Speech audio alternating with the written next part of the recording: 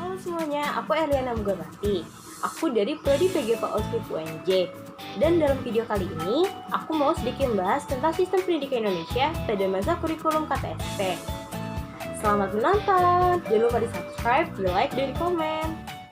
Yang pertama, kita akan membahas mengenai apa sih itu definisi pendidikan. Pendidikan adalah suatu yang alami dalam perkembangan peradaban manusia. Dalam rangka meningkatkan mutu pendidikan Indonesia, pemerintah terus berupaya melakukan berbagai reformasi dalam bidang pendidikan. Dan sebagai sarana untuk meningkatkan mutu pendidikan, diperlukan sebuah kurikulum. Menurut Sukmadinata, tahun 2008, kurikulum merupakan suatu rencana yang memberikan pedoman atau pegangan dalam proses kegiatan belajar mengajar. Oleh karena itu, kurikulum dapat dipahami sebagai perangkat rencana dan pengaturan mengenai tujuan, isi, dan bahan pelajaran serta cara yang digunakan sebagai pedoman penyelenggaraan kegiatan pembelajaran untuk mencapai tujuan pendidikan tertentu. Di video kali ini saya akan membahas mengenai salah satu kurikulum yang pernah diterapkan di Indonesia, yaitu kurikulum tingkat satuan pendidikan pada tahun 2006.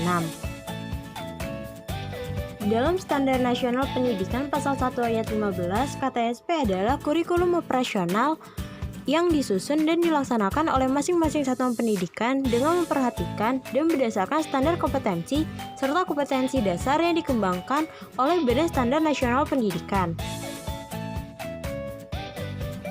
Ada beberapa landasan dalam pembentukan KTSP. Yang pertama itu ada UU nomor 20 tahun 2003 tentang Sistem Pendidikan Nasional. Lalu yang kedua ada Peraturan Pemerintah nomor 19 tahun 2005 tentang Standar Nasional Pendidikan. Lalu ada Permendiknas nomor 22 tahun 2006 tentang standar isi, Permendiknas nomor 23 tahun 2006 tentang standar kompetensi lulusan, dan Permendiknas nomor 24 tahun 2006 tentang pelaksanaan Permendiknas nomor 22 dan nomor 23 tahun 2006. Lalu ada ciri-ciri dari kurikulum tingkat satuan pendidikan. Yang pertama itu bahwa KTSP memberi kebebasan kepada setiap sekolah untuk menyelenggarakan program pendidikan sesuai dengan kondisi lingkungan sekolah, kemampuan peserta didik, sumber daya yang tersedia, dan kekhasan daerah masing-masing.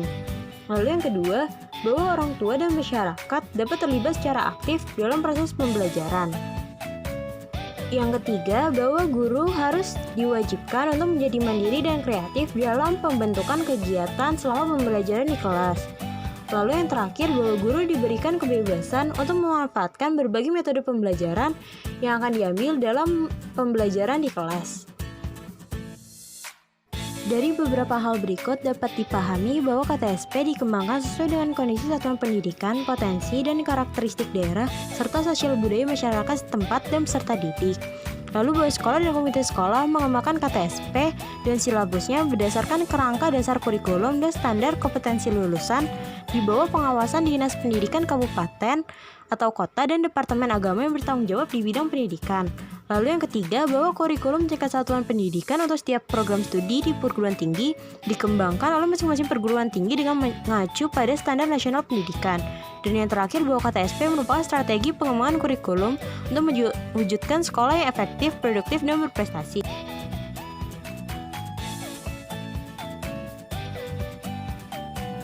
Jadi, KTSP adalah suatu ide tentang pengembangan kurikulum yang diletakkan pada posisi yang paling dekat dengan pembelajaran, yakni sekolah dan satuan pendidikan. Pemberdayaan sekolah dan satuan pendidikan dengan memberikan otonomi yang lebih besar, di samping menunjukkan sikap tanggap pemerintah terhadap tuntutan masyarakat, juga merupakan sarana peningkatan kualitas, efisien, dan pemerataan pendidikan. Secara khusus, ada beberapa tujuan dari KTSP. Yang pertama itu adalah meningkatkan mutu pendidikan melalui kemandirian dan inisiatif sekolah dalam mengembangkan kurikulum, mengelola dan memberdayakan sumber daya yang tersedia. Lalu yang kedua itu ada meningkatkan kepedulian warga sekolah dan masyarakat dalam mengembangkan kurikulum melalui pengembalian keputusan bersama. Lalu yang terakhir ada meningkatkan kompetensi yang sehat antar satuan pendidikan yang akan dicapai.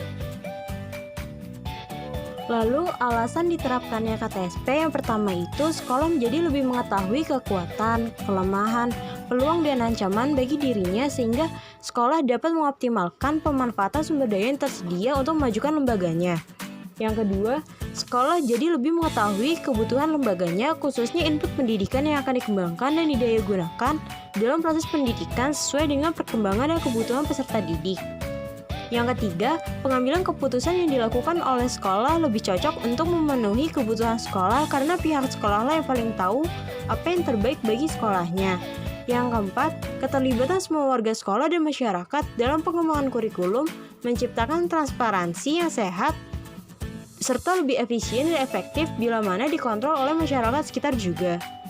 Yang kelima, sekolah dapat bertanggung jawab tentang mutu pendidikan masing-masing lembaga sekolah kepada pemerintah, orang tua peserta didik, dan masyarakat. Untuk teman-teman yang sudah menonton video kali ini, sampai jumpa di video selanjutnya. Bye-bye!